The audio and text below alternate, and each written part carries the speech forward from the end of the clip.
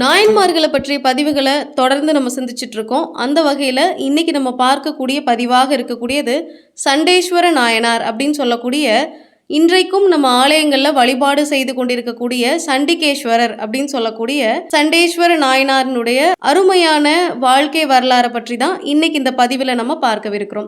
இந்த சண்டேஸ்வர நாயனார் அப்படின்னு சொல்லக்கூடியவர் சோழவள நாட்டில் இருக்கக்கூடிய சேங்கெழூர் அப்படின்னு சொல்லக்கூடிய அந்த ஊரிலே அவதாரம் கொண்டவர். யக்ஷத்தன் மற்றும் பவித்திரை அவர்களுக்கு மகனாக அந்தனர் மரபிலே அவதாரம் செய்தவர். இவர் அந்தனர் மரபினை சார்ந்தவர் அப்படிங்கிறதுனால ஆச்சார அனுஷ்டானங்களை சிறு வயதிலிருந்தே கற்று தேர்ந்தவராக இருந்தவர். இறைபக்தி அப்படிங்கிறது சிறு வயதிலிருந்தே அவருக்கு பழகிய ஒரு விஷயமாகவே இருந்தது. சிவபெருமான் மீது அதீத அன்பினையும் பற்றினையும் கொண்டிருந்தவராக இவர் வளர்ந்து வருகிறார். 5 வயதிலேயே மந்திரங்களையும் அத்துப்படியாக கற்று வைக்கக்கூடிய ஒரு திறன் அப்படிங்கிறதும் அவரிடத்தே இருந்தது. ஒரு நாள் ஒரு நிகழ்வு அப்படிங்கிறது அங்க நடைபெறுது. மாடு மேய்க்கக்கூடிய ஒருவர் அந்த மாடுகளை எல்லாம் மேய்த்து கொண்டு வழியில நடந்து போய்கிட்டு இருக்கிறாரு. அப்போ அந்த சூழ்நிலை அந்த கூட்டத்தில் இருக்கக்கூடிய ஒரு மாடு அப்படிங்கிறது அந்த வழியில் இருக்கக்கூடிய ஒரு சின்ன குழந்தைய முற்றத்துக்காக போயிடுது.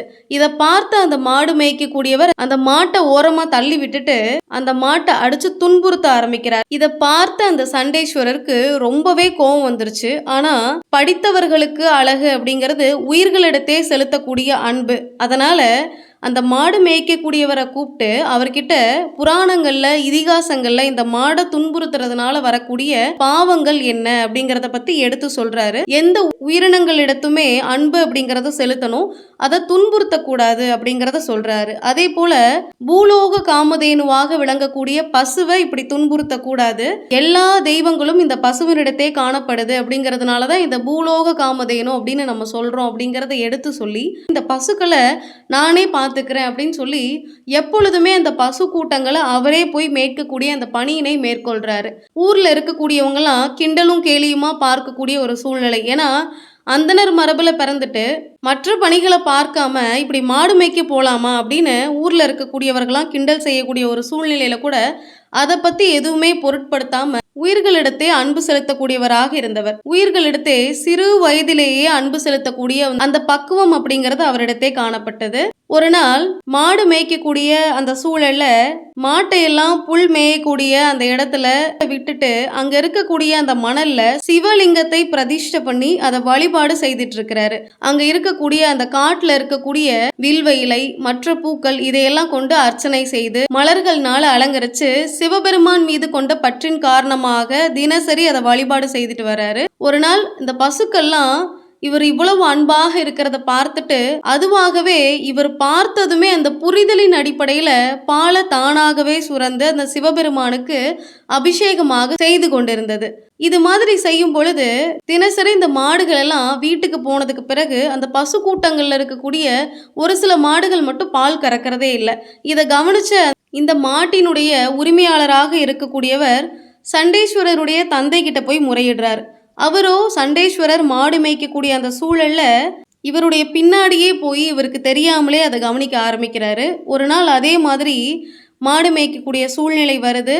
காலையில் அந்த மாடுகளெல்லாம் கூப்பிட்டுக்கிட்டு சண்டேஸ்வரரும் கிளம்பி மாடு மேய்க்கக்கூடிய சூழலுக்கு வந்துட்டாரு. அங்கே இருக்கக்கூடிய சிவபெருமானுக்கு எப்பவும் போலயே அங்கே இருக்கக்கூடிய அந்த பசுக்கள் எல்லாம் பாலை சுரந்து அபிஷேகம் அப்படிங்கிறத செய்துக்கிட்டு இருக்குது. ஆனால் தூரத்துலேருந்து பார்க்கக்கூடிய இவருக்கு அந்த சிறு பிள்ளை அந்த பாலை மண்ணில் ஊற்றி விளையாடுற மாதிரி தானே தெரியும். இதை பார்த்து அந்த தந்தையை ஓடி வந்து இதெல்லாம் தவறு அப்படின்னு சொல்லி அவரை கடுமையாக கண்டிக்கிறார். எத்தனையோ முறை அடித்து கூட இவருக்கு அந்த பொறுமை அப்படிங்கிறது போகவே இல்லை. ஏன்னா அடிக்கிறது தன்னைத்தான். அது வரைக்கும் பொறுமையாக இருந்தார். ஆனா இவ்வளவு அடிச்சும் உனக்கு எதுவுமே புரியலையா, நான் இவ்வளவு தூரம் சொல்றேன் செய்ய மாட்டேங்கிறது உன் வாயிலிருந்து வரவே மாட்டேங்குதே, இதெல்லாம் தவறுங்கிறத ஒரு தடவையாவது உனக்கு புரியுதா அப்படின்னு சொல்லி கோவத்துல அங்க இருக்கக்கூடிய பசுக்கள்ல இருந்து சுரந்து வைத்த அந்த பாலை தன்னுடைய காலால எட்டி உதைத்து தட்டி விட்டுறாரு.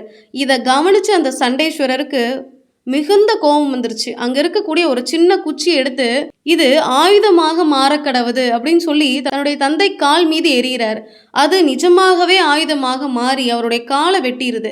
இப்படி ஒரு சூழல்ல சிவபெருமான் சண்டேஸ்வரருக்கு காட்சி கொடுத்து, என் மீது இருக்கக்கூடிய பக்தியை காட்டிலும் என் பூஜை பொருட்களுக்கு கூட எந்த ஒரு சேதாரமும் வரக்கூடாது அப்படிங்கிறதுல அவ்வளவு கவனமாக இருந்த நீர் என்னுடைய கணங்களுக்கு தலைவனாகவும் என்னுடைய பூஜை பொருட்களுக்கு காவலனாகவும் இருந்து நாயன்மார்கள் வரிசையிலேயே இடம் பெறுவாயாக அப்படின்னு இந்த சண்டேஸ்வரருக்கு சண்டேஸ்வர நாயனாராக மாற்றிய திருவிளையாடல் அப்படிங்கிறது அங்கே நிகழுது.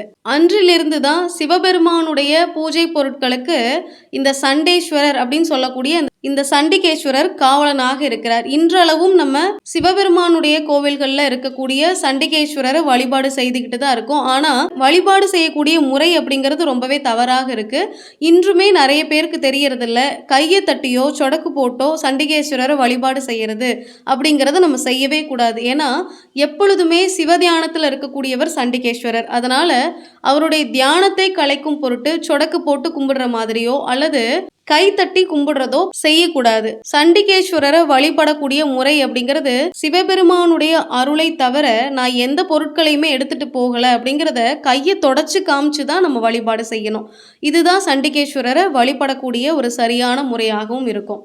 இப்பேற்பட்ட பக்தி அப்படிங்கிறது இந்த சண்டேஸ்வர நாயனார் அப்படின்னு சொல்லக்கூடிய இந்த சண்டிகேஸ்வரருடைய பக்தியாக இருக்கக்கூடியது. தொடர்ந்து நம்ம நாயன்மார்களுடைய பதிவுகளை சிந்திச்சுட்டு இருக்கோம். அந்த வகையில் இன்னைக்கு நம்ம பார்த்த பதிவு அப்படிங்கிறது சண்டேஸ்வர நாயனார் அப்படின்னு சொல்லக்கூடிய சண்டிகேஸ்வரருடைய பதிவாக இருக்கக்கூடியது. உங்களுடைய சப்போர்ட் எங்களுக்கு தேவை அப்படிங்கிறதுனால இந்த சேனலை சப்ஸ்கிரைப் பண்ணிக்கோங்க.